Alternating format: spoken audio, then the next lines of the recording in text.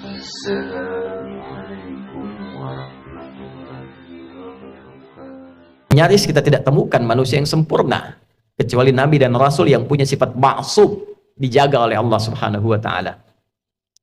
Siapa yang dari baligh sampai sekarang Jumatan yang tidak pernah salah pandangannya? Tidak pernah keliru bicaranya? Tidak pernah salah mendengarnya? Mustahil. Seustad-ustadnya, kiai sekiai-kiainya pasti pernah salah. Jadi kalau Anda ingin mencari kesalahan seorang ustadz, ya pasti ditemukan sepanjang dia manusia. Kiai demikian, Habib demikian, sepanjang manusia, sepanjang bukan nabi dan rasul. Siapapun, mau pejabat, mau rakyat, mau birokrat, siapapun pasti ada potensi untuk berbuat salah sepanjang kita masih hidup dan sepanjang setannya juga menunaikan tugasnya untuk menggoda manusia. Nah, Allah yang punya sifat Rahman dan Rahim sebagai penutup bagian dari khutbah ini menginginkan dalam situasi itu pun tetap melindungi kita, tetap menjaga kita, karena Allah pun mendeklarasikan, engkau bisa menggoda, tapi aku pun membentengi hambaku dari godaanmu itu. Maka kesempatan diberikan oleh Allah supaya kita menyadari kekeliruan itu, mengoreksinya dan kembali kepada jalan kemuliaan. Tidak ada manusia yang tidak salah selain Nabi dan Rasul. Tapi diberi kesempatan oleh Allah dari kesalahan itu kembali menjadi soleh. Saudara, bila kita mengoreksi yang salah menjadi soleh, tidak baik menjadi baik, maka kebaikan yang dihasilkan dari sifat korektif dari yang tidak baik itu disebut birrun namanya. Birrun. Bila itu melekat pada diri kita, kembali jadi baik, birrunnya nempel dalam diri kita, jadi baik lagi, maka berubah menjadi mabrurun. Maka dilatihlah setidaknya dalam ritual setahun sekali. Belajar, kontemplasi, apa selamanya saya akan jadi seperti yang tidak baik ini. Kata-kata kotor, senang mencela orang, pikiran yang nggak bagus, mendengar yang nggak baik. Sementara saya sadar saya pulang akan menghadap Allah.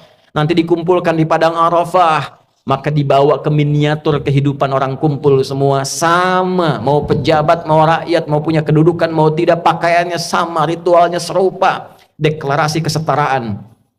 Bahkan sebelum PBB deklarasi, sebelum ada terbentuk banyak negara, Islam sudah memperkenalkan kesetaraan. Tapi dalam kesetaraan itu ada renungan. Apakah akan begini selamanya? Sementara kita akan pulang kepada Allah. Apa enggak malu pulang dengan status sebagai pencuri, pulang dengan status sebagai koruptor, pulang dengan status sebagai pencela, pulang dengan status sebagai penyogok? Apa enggak malu diviralkan di alam akhirat nanti? Fulan koruptor, fulan penyogok, fulan pezina, fulan penipu, datanya dibuka semua, nggak bisa bohong dia. Apa nggak malu? Maka direnungi itu di Arafah itu. Taubat dia, kenali dirinya, tahu kemana ia berkehidupan, kemana ia berakhir, kemana ia pulang. Setelah itu dia bertekad, dia zikir dari Arafah pergi ke Muzdalifah. Fa idza afadtum min Arafatin fadhkurullaha 'indal masy'aril haram. Dia bawa zikirnya, dia bertekad, dia akan lempari itu sifat-sifat buruknya yang ada dalam tubuhnya dulu, karena tiga yang mempengaruhi dia menjadi tidak baik. Dirinya yang tidak bisa mengontrol nafsunya, faktor lingkungan sekitar yang dekat, lalu yang ketiga lingkungan jauh, terdekatnya disebut aqabah dalam diri, lingkungan sekitaran disebut wusta, yang jauh disebut dengan ula. Maka yang pertama dia lakukan, lempari dulu sifat yang tak baik dalam dirinya. Maka catatan di Arafah, dia bawa ke Muzdalifah, dia bawa 7 kerikil di situ, dia datang ke Jamarat, dia lempari. Bismillah, Allahu Akbar, lontar sifat kurang baiknya. Oh, ini diri saya yang tak bisa mengontrol nafsu, sering celah orang. Bismillah, Allahu Akbar, lontar, dia nangis karena yang dilontar sifat buruknya. Ritualnya demikian. 2 lontar, 3 lontar, sampai ujung kepala sampai kaki. Setelah dia melontar, dia menghadap ke arah kiblat, lalu dia berkomitmen. Inni wajjahtu wajhiya lilladzi fatara as-samawati wal arda hanifan musliman wa ma ana minal musyrikin. Inna salati wa nusuki wa mahyaya wa mamati lillahi rabbil alamin la syarika lah wa bidzalika umirtu wa ana minal muslimin wa ana awwalul muslimin. Ya Allah, detik inilah aku pasrahkan diriku sepenuhnya kepada Engkau, penguasa semesta. Ada orang-orang berkata, Tuhan itu alam semesta, maka Allah lebih detail lewat Rasul yang disampaikan, akulah penguasa alam semesta itu. Ada sering orang berkata karena dia sulit menemukan Tuhan, dia katakan semesta begini, alam semesta memberikan hukum. Saudara, Allah langsung mengatakan, Alhamdulillahi Rabbil Alamin. Kalau engkau masih bingung, akulah Tuhan yang merawat dan mencipta semesta itu. Maka Nabi mengajarkan, aku pasrahkan ya Allah diriku kepada engkau penguasa semesta. Bila pun selama ini aku sholat, aku beribadah, aku hidup ya Allah. Dan kalaupun aku wafat sampai detik ini, aku menyadari aku banyak salahnya. Maka aku bertobat dan berjanji tidak akan menyimpang lagi. Kalau engkau beri aku kesempatan hidup setelah ini, aku berjanji akan menjadi muslim yang lebih baik lagi mulai detik ini. Lalu setelah itu dia merenung lagi, ada yang belum selesai, maka dia pergi ke Muna. Kita kenal dengan Mina. Dia renungkan apa nih? Karena pengaruh teman, catat oleh dia. Oh, ini saya nggak bagus karena gaulnya nggak baik di sini. Karena pengaruh tempat baru, dia bertugas, bertemu lingkungan baru, maka dia balik lagi. Sehari, renungkan lagi, 2 hari. Dia merasa bagus, selesai. Tawaf ifadah, atau dahulukan oleh dia, selesai, tuntas hajinya. Dia merasa kurang sempurna, sampai hari ketiga, nafar akhir. Wadhkurullaha fi ayyamin ma'dudat, faman ta'ajjala fi yawmaini fala ithma alaihi, wa man ta'akhkhara fala ithma alaihi. Apa kesimpulannya? 5 nittaqa. Jika dia sudah menilai dirinya, takwanya sudah balik. Jadi intinya takwa lagi.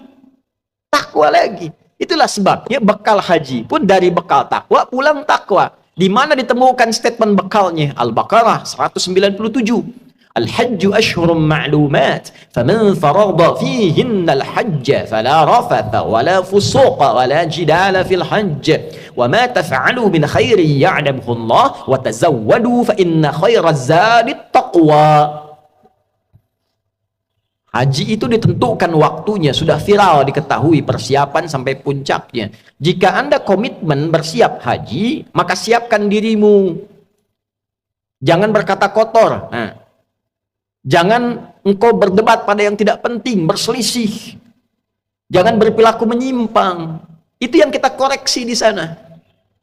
Silahkan berbekal. Allah tahu banyak orang mau berbekal. Kopernya tuh silahkan besarin, bekalin materinya, baju, persiapan. Tapi yang terpenting bukan itu, kata Allah. Yang terpenting itu koreksi dirimu. Wa tazawwadu fa inna khairaz zadi taqwa. Bekal takwamu. Makanya sebelum berangkat kita manasik tuh. Malam tahajud tingkatkan, baca Quran tingkatkan, itu bagian takwa. Nanti di sana dioptimalkan. Begitu pulang 5 nittaqa. Setelah 2 hari, 3 hari selesai di Muna itu, kita simpulkan ada perubahan nggak? Itulah sifat takwa. Ketika pulang berubah jadi baik. Yang tak baik dikoreksi jadi baik. Itulah birrun. Melekat pada pelakunya mabrurun. Ini yang dimaksud kalimat Nabi, al-hajjul mabrur. Haji yang merubah pelakunya menjadi lebih baik dari sebelumnya. Bagi kita yang belum atau tidak berhaji di tahun ini, maka diberikan jalan berbeda. Tapi ini bukan haji. Tetap haji lebih utama karena ada ritual-ritualnya. Tapi ada substansi yang serupa, mabrur, membentuk karakter mabrur walaupun belum ada kesempatan haji. Lewat apa itu? Awal Dzulhijjah, kita puasa, bekali takwa. Di sana wukuf di hari ke-9 waktu Saudi. Makanya disebutkan yaum siyam yaumi arafat. Puasa yang dilangsungkan di harinya saat orang-orang itu wukuf di Arafah, hari di Arafahnya tanggal 9. 9 waktu Saudi, 9 waktu kita. Di sana tanggal 9 wukuf, di sini kita tunaikan puasa. Sama persis puasanya, ya seperti halnya perilaku orang-orang yang sedang wukuf, dia merenung, dia koreksi. Jadi tidak seperti yang Ramadan sifatnya. Tidak seperti yang Ayyamul Bid sifatnya. Bukan cuma sekedar tahan lapar, haus, terbit fajar sampai maghrib. Semua puasa tidak begitu. Ada keistimewaannya. Khusus untuk Arafah, esensinya koreksi diri. Kenali kekurangan dan seterusnya. Malamnya takbir, saat di sana melontar jumrah esoknya tanggal 10, di sini kita menyembelih. Sifat hewani. Hewan itu diciptakan dengan nafsu. Jadi gambaran nafsu itu ada di hewan. Hewan tak punya takwa. Karena di sana melontar sifat hewani nafsunya, di sini menyembelih. Dan kalimatnya setelah itu sama. Menghadap ke arah kiblat, mengatakan kalimat yang sama, inni wajjahtu dan seterusnya. Inilah yang dimaksud Allah di Quran surah 22 ayat 37. Di sana takwa, di sini takwa. La yanalullaha luhumuha wala dima'uha walakin yanaluhut taqwa minkum. Yang diterima, yang sampai pada Allah itu bukan berapa besar sapinya, bukan berapa besar kerbaunya, bukan berapa banyak darahnya. Yang diterima oleh Allah, kata Allah, takwanya. Ada perubahan nggak? Merasa lebih dekat nggak dengan Allah? Merasa meningkat gak ibadahnya? Meningkat, mendekat, lebih dekat lagi, itu korba. Semakin meningkat disebut kurban. Itulah sebabnya ibadahnya disebut kurban. Dari kata korba, bukan korban. Kurban. Kenapa disebut kurban? Yang dimaksudkan ketika kita berbagi dan komitmen menjadi baik, dilihat standarnya setelah itu menjadi lebih dekat hubungannya dengan Allah. Meningkat takwanya. Itulah mabrur. Sekarang kita lihat. Sehari setelah hari tasyrik, Jumat ini, Jumat deklarasi perubahan diri kita. Bukankah kita di Jumat ini dipanggil untuk meningkatkan zikir? Coba dicek, jadi lebih dekat gak dengan Allah? Merasa meningkat gak takwanya? Beruntung kita, alhamdulillah, tinggal di Indonesia, karena semua bagian dasar kehidupan berbangsa, bernegara dipaku dengan sifat takwa. Di pendidikan, Undang-Undang Sisdiknas nomor 20 tahun 2003, dari mulai pasal menimbang A sampai E, 5 itu poinnya. Poin kedua, B itu sudah takwa. Undang-Undang Dasar tahun 1945 mengamanatkan pada pemerintah, mengusahakan menyelenggarakan satu sistem pendidikan yang meningkatkan keimanan dan ketakwaan pada Tuhan Yang Maha Esa, serta akhlak mulia. Baru mencerdaskan kehidupan bangsa. Masuk tentara Sabta Marga, ada 7. Nomor 3-nya itu adalah takwa. Kami tentara Indonesia yang bertakwa pada Tuhan Yang Maha Esa, membela kebenaran, kejujuran, dan keadilan. Masuk hakim, ada pancadharma. Nomor 1-nya itu takwa.